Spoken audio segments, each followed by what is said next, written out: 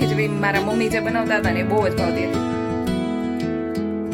એટલે અત્યારે બે બાપ દીકરો જોડે રિપેર કરવા માટે બેઠા છે. રસોઈ બનાવવાનો ટાઈમ થઈ ગયો છે, લાઈટ જતી રહી. Hello friends, very good morning, જય શ્રી કૃષ્ણ એન્ડ જય Swaminarayan. Welcome back to my channel. અહીંયા મેં બનાવી લીધું છે બનાના મિલ્કશેક. તો ચાલો ભગવાનને ધરી લઈએ, ત્યાં સુધીમાં જક્ષુ પણ જાગી જાય અને આપણે બીજા કામ પતાવી દઈએ. અહીંયા જક્ષુભાઈ શું જોવામાં બિઝી છે? સ્પાઈડર. શું? Spider, yes. ઓ સ્પાઈડર છે? હા, spider. Who was the one fish fish fish fish fish fish fish fish fish આ સ્પાઈડર છે, સ્પાઈડર. સ્પાઈડર છે? આ સ્પાઈડર, યસ. જક્ષુભાઈ સ્પાઈડર જોવામાં બિઝી છે. જો તારા નેલ્સ બતાવ તો કટ કરવા પડે એમ છે, બતાવ. ચાલો નેલ્સ કટ કરી નાખીએ. હા, સ્પાઈડર જોતા જોતા નહીં કટ કરીને નાખી. સ્પાઈડર જોતા જોતા નેલ કટ કરવા છે. હા. બપોરના 12 વાગી ગયા છે અને હું આવી ગઈ છું કિચનમાં. અત્યારે વૃષભની તો રસોઈ નથી કરવાની, મારી અને જક્ષુની જ કરવાની છે. વૃષભને જોબ ઉપર ગયા છે ને ત્યાંથી છૂટીને ડાયરેક્ટ વાસ્તુમાં જવાના છે, એટલે ઘરે આવતા આવતા તો બહુ લેટ થઈ જશે. દૂધ અહીંયા મેળવવાનું છે એટલે આપણે એને ગરમ કરી લઈએ. ખાલી જે મેળવવાનું દૂધ હોય ને એ જ હું ગરમ કરું છું, બાકી જે પીવાનું દૂધ હોય ને એ અમે ગરમ નથી કરતા, એ અમનાન જ પીએ છે. કેમ કે વૃષભનું એવું માનવું, મારા હસબન્ડ અને મારા સાસુનું ને એ બધાનું એવું માનવું છે કે ગરમ કરીને દૂધ પીએ ને તો એની બધી ફેટ હોય ને એ જતી રહે મલાઈમાં, અને પીવામાં કંઈ પાછળ ના વધે, એટલે ગરમ કર્યા વગરનું દૂધ પીવું જોઈએ. અહીંયા હું બનાવવાની છું વઘારેલી ખીચડી. તો અહીંયા વઘારેલી ખીચડીમાં આપણે એકદમ સિમ્પલ બનાવવાના છીએ. ટામેટું કટ કરી લીધું છે, બટેકું કટ કરી લીધું છે અને તુવેરના દાણા લઈ લીધા છે. એ વખત વઘારેલી ખીચડી કરતા હોય ને તો અંદર આપણે કોબી પણ એડ કરતા હોઈએ, ગાજર, કેપ્સિકમ, કોબી, ટામેટું, બટેટું, તુવેર બધું જ એડ કરતા હોઈએ.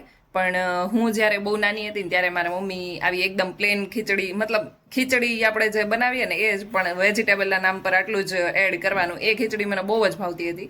અને મારા આંટીને એ લોકો અમારી ઉપર જ રહેતા હતા અને એ લોકો ઘણી વખત ખીચડી બનાવે ને તો એની અંદર બધા જ વેજીટેબલ એડ કરીને બનાવતા હતા અને એ ઘણી વખત અમને દઈ જતા હતા. તો મને એ ખીચડી, બધા વેજીટેબલવાળી ખીચડી કરતાં આ ખીચડી મારા મમ્મી જે બનાવતા હતા ને એ બહુ જ ભાવતી હતી. પછી અમે મોટા થઈ ગયા પછી મારા મમ્મી પણ બધી વેજીટેબલ એડ કરીને જ બનાવી દેતા હતા, કેમ કે જેમ મોટા થઈએ એમ બધું ખાતા શીખવું પડે.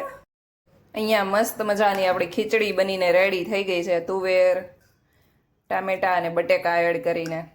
તો ભગવાનને થાળ જમાડી લઈએ.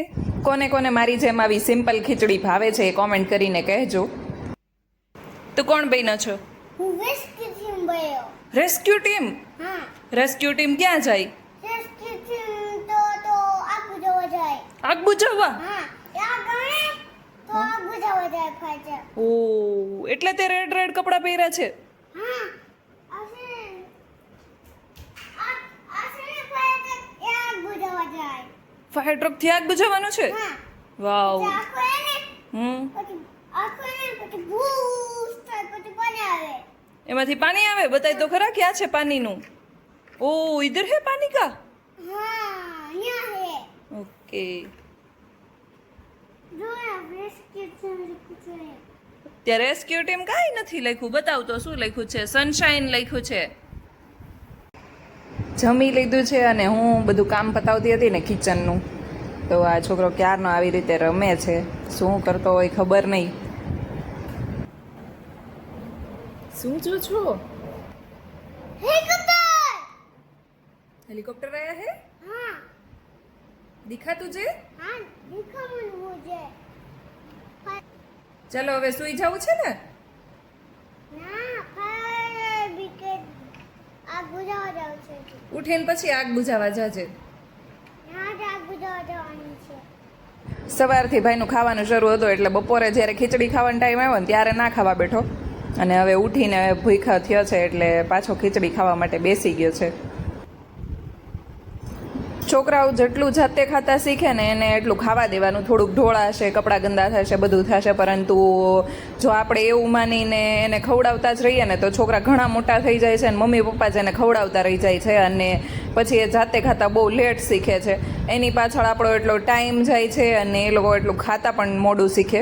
જમવા બેઠો છે ને તોય ફાયર ટ્રક જોડે જ લઈને બેઠો છે. જો 6:30 થઈ ગયા છે અને હું જક્ષુને લઈને જાઉં છું નીચે. જો કે આજે તો સાંજની રસોઈ હજી બનાવવાની બાકી જ છે, પણ થોડી વાર આટો મરાય એવું શિવાંશ ઉપર બીજા માળેથી સાયકલ લઈને રાઈડર લઈને નીચે આવ્યો છો. તાર ચલાવી હતી રાઈડર? તાર પાસે છે fire truck? Okay.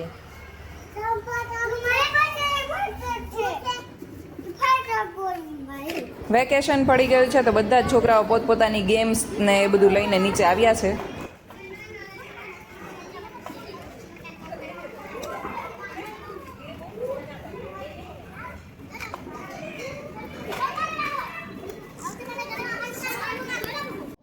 Shivansh specially છે ને જક્ષુ પાસે ટ્રક જોઈ ગયો ને તો એ ઉપર જઈને એની ઘરેથી ટ્રક લઈને આવ્યો ને અત્યારે હવે જક્ષુ ને શિવાંશ બંને રમે છે એકબીજાની ગાડીઓથી. મેં વિચાર્યું કે આજે જક્ષુને છે ને થોડી વાર ગાર્ડનમાં એકલો જ રમવા દઉં એટલે હું અહીંયા બધા સિનિયર સિટીઝન બેઠા છે ને ત્યાં એની જોડે આવીને બેસી ગઈ છું અને જક્ષુ ગાર્ડનમાં એકલો રમી રહ્યો છે. પહેલાં છે ને આ વ્હીલ ક્યારે પણ ખરાબ નહોતું થતું. જક્ષુને જ્યારથી આ સાયકલ ચલાવવાની બહુ ફાવવા લાગી છે ને પેન્ડલ મારીને ત્યારથી થોડા ટાઈમે અહીંયા છે ને વ્હીલ આવે ને આગળનું એ ખરાબ કરી દે છે અને વૃષભે કેટલી વખત રિપેર કરી દીધું ને તો એ છોકરો ખરાબ કરી દે છે. એટલે અત્યારે બે બાપ દીકરો જોડે રિપેર કરવા માટે બેઠા છે.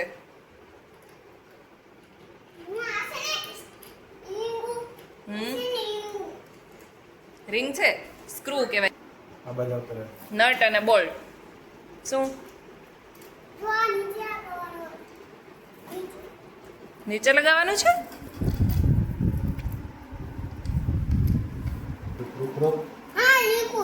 રૂકો જરા, સબર કરો. જો શીખી લેજો હો તું રિપેર કેમ કરવાનું ઈ. હવે પછી બગાડ્યું ને તો તારે જ રિપેર કરવાનું જ જક્ષુ.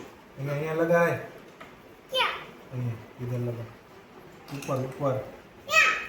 રસોઈ બનાવવાનો ટાઈમ થઈ ગયો છે ને લાઇટ જતી રહી. બોલો, અડધી કલાકથી લાઇટ જતી રહી છે એટલે ફાઇનલી હવે આપણે કિચનમાં આવી ગયા છીએ અને કંઈક તો રસોઈ બનાવીને ખાવું જ પડશે.